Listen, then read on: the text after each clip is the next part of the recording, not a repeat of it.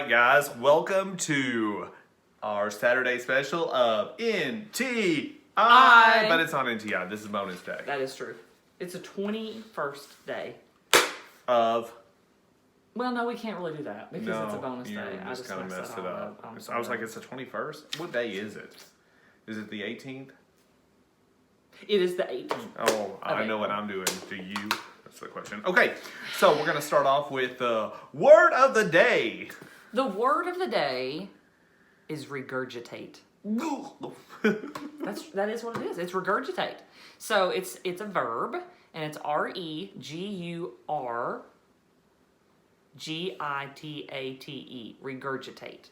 So what regurgitate means is to become thrown or poured back. So if you ate something and you halfway swallowed it and then just spit it right back out, that's regurgitating. It's different than throwing up because it just is. But could you regurgitate it and swallow it back? Oh yeah, you totally could. Dogs do that too, I think, sometimes. Now my dog has not done that yet, but and then there's another. It says to throw or pour back or out from or as if from a cavity. So my sentence is owls regurgitate the bones, fur, feather, etc. of their prey into compact pellets. And that's how you get owl pellets. And they're like this. And then you can take them apart with little tiny tweezers or little devices, and you can look at all the bones in it. And you can find the skulls, and you can lay them out on a note card and make their little skeletons. It's a super cool activity. I think mama birds regurgitate worms. Yeah, and then they give it to then they give them to little babies. Yeah, that's disgusting. So, yeah.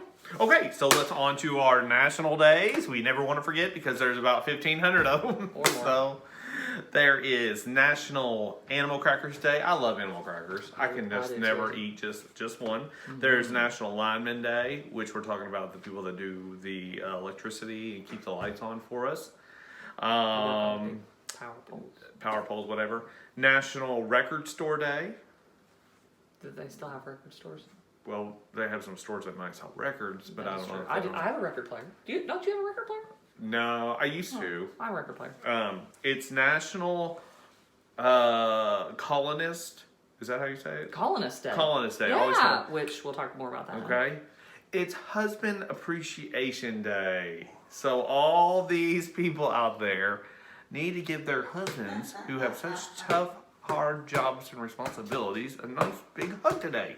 Had I known that, I may have expected a little bit more respect today than I got. So we'll do that tomorrow. So you only deserve respect on one day a year? Yeah, husband. Okay. It's National Auctioneers Day. I'll give you 5, number 4, number 3, number 2, 2, number 1, 1.5. Sam's studying. He practices his auctioneer skills all the time when he's driving. So this is a big day for him. It's Auctioneers Day and Husband Appreciation Day. Okay? It's also World Circus Day. It's World Circus Day. He could be a circus performer. Is it really World Circus Day? Day? It is World Circus Day. Day. Okay. Yeah. What else day do you have? It's International Jugglers Day, which might be in coordination with the circus, because they juggle in the circus. I bet. Do you know how to juggle? I do know how to juggle. I don't believe you. Do you know how old I was? This is actually a fun fact. I was in middle school. I think I was in the 8th grade, and my the speech or communications teacher, like the Kelly Crump of way back when at Round County Middle School, was Helen Freeman, and she had us do a Renaissance fair. So we all dressed up. I still have my dress. I should have worn it. Probably in your study. So she had us dress up like as Renaissance people, and we had to juggle. So I was a pretty good juggler back in the day. Huh. Prove it. It's very difficult to juggle sitting down. No, it's not. International jugglers can juggle anywhere. They can juggle standing up. They can juggle sitting down. They can juggle in their sleep. They can juggle walking around. Nice little rhyme there. Yeah. Are you a poet and you didn't even know it? I know. Okay. So I told my students. If you don't do it right, I'm gonna go. Okay. That's what I should do. All right, ready, set, go. You can't put me in pressure like that. Everybody's watching. I also all 3 viewers. Yeah, all 3. Yeah, we're totally, our viewers is doing. But we are not gonna stop. Oh, hang on.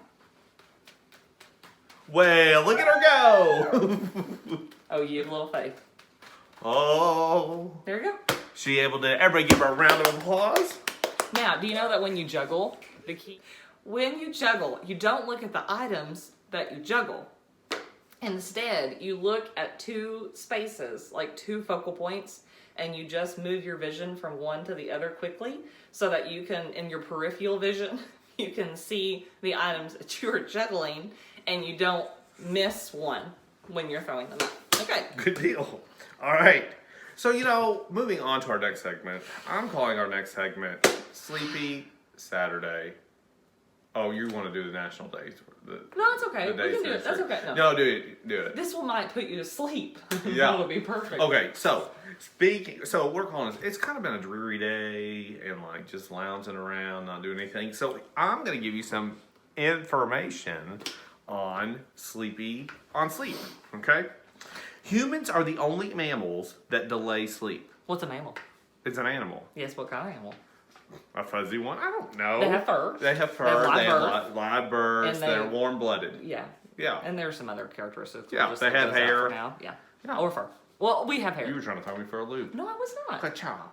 Okay. I just want to make sure they understand. So, typically, mammals, when they're sleepy, they just go to sleep. They go rest somewhere. They don't. Humans put it off.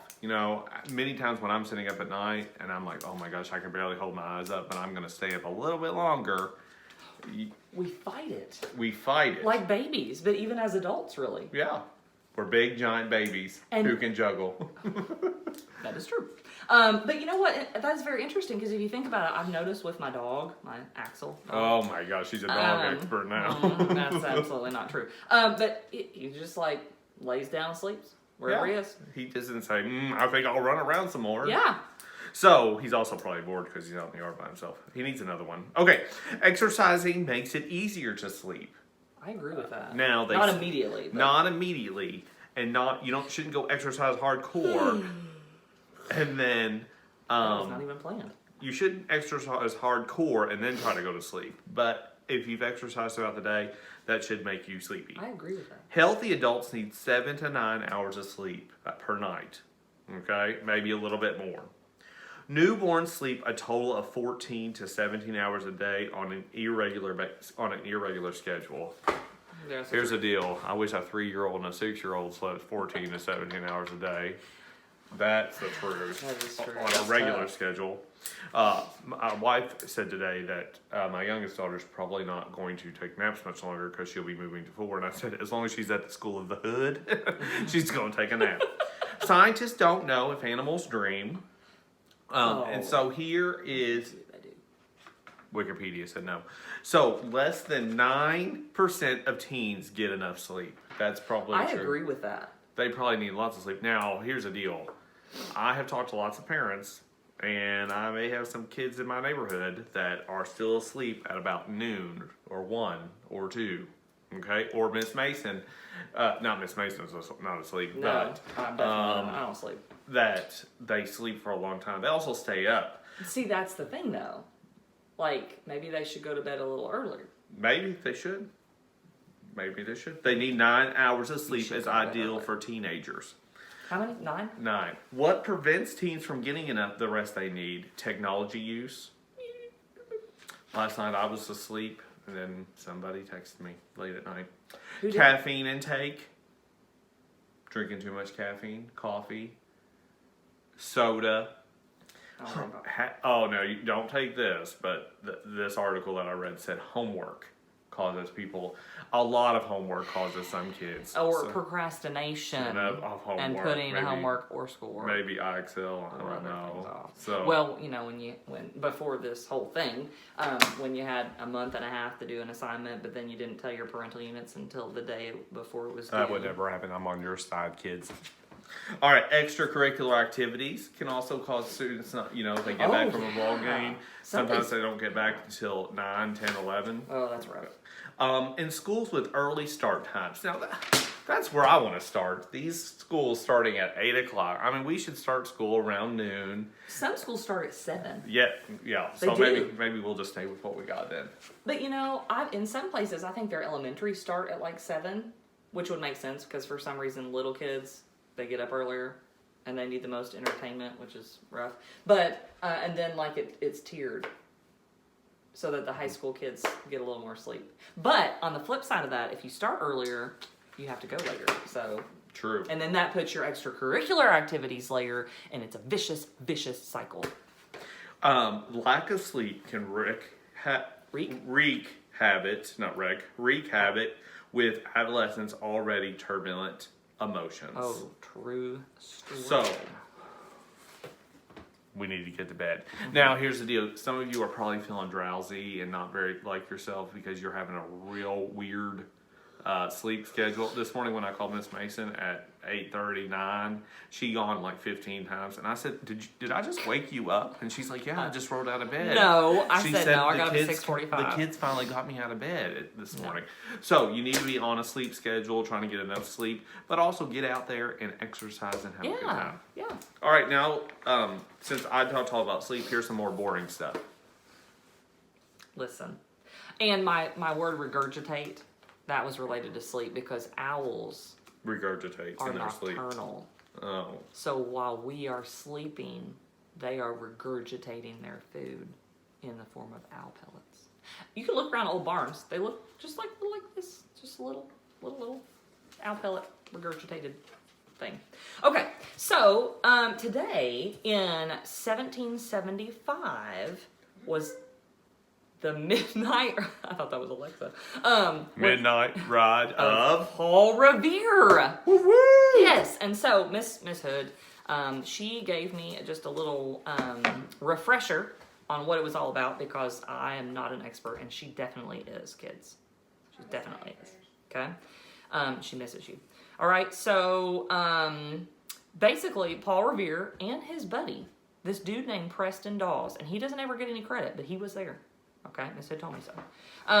They were warning that the British were going to come and try to take over this arms warehouse. And so Paul Revere and this Dawes dude were riding like ferociously just through the night, like crazy. And they were trying to warn the Minutemen, which Miss Hood told me were the Patriots or the colonists. So those were the people who wanted to independence from Britain, right? Yes. Okay, good. Fight within a minute's notice. What? They could fight within a minute. They could fight within a minute's notice. They That's were ready what to I take call up their arms. Minutemen. Okay, Minutemen. Oh, that's genius. Okay, so anyway, so they were trying to warn them so that they could say, "Hey, people, we need you. Come on, let's take up arms and defend this warehouse and make sure that we are able to retain control of those weapons." Okay. Right? Okay, good. This is tough. I have my teacher over there. And this was the precursor to the first shot of the American Revolution. So they rode all night, and he hung the lantern. I'm going to read you part of the poem in just a moment. And then the next day, so tomorrow, like after dawn broke, after midnight, because it was the midnight ride of Paul Revere, and after midnight becomes the next day. So the first shot was actually fired after midnight on the 19th of April in 1775. So when I was in 6th grade, I had Sarah Cheney. She was a phenomenal teacher.